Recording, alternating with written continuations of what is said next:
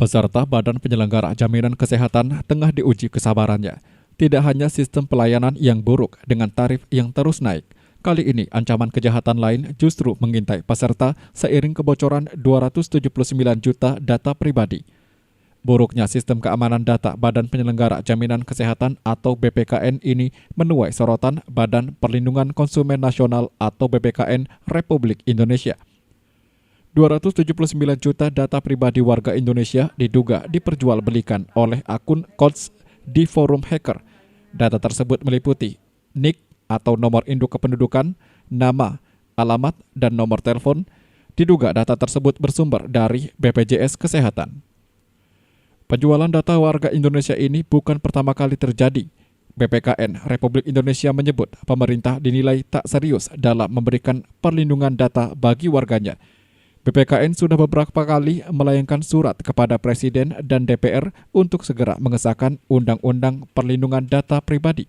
Namun hingga saat ini undang-undang tersebut tak juga disahkan. Perlindungan data pribadi sangat dibutuhkan. Atas dasar itu, undang-undang sangat diperlukan agar aparat penegak hukum bisa memberikan sanksi terhadap oknum yang menjual atau membocorkan data pribadi seseorang. Memang dengan adanya era digital ekonomi ini bukan hanya terutama adalah data nasabah ini seringkali bocor.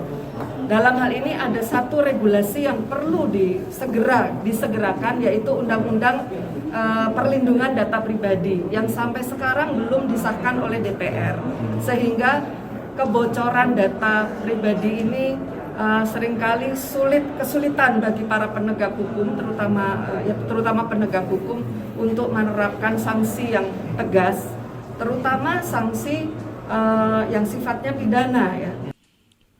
Sementara sejumlah risiko kejahatan cyber yang kemungkinan bisa terjadi dengan memanfaatkan data-data yang diambil di antaranya data tanggal lahir dan email yang bocor juga bisa jadi modal peretas untuk mengambil alih akun.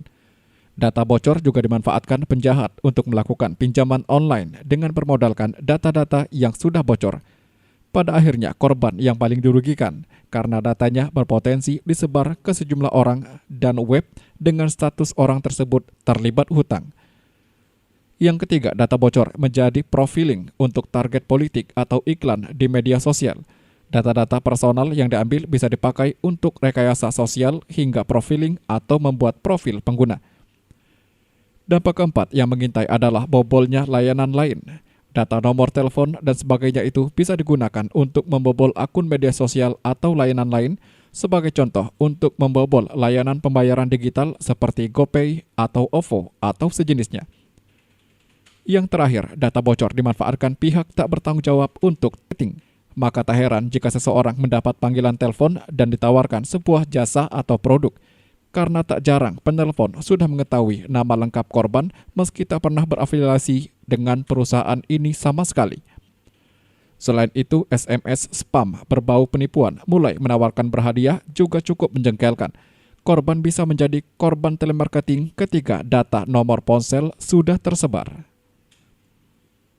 Henry Yansah melaporkan.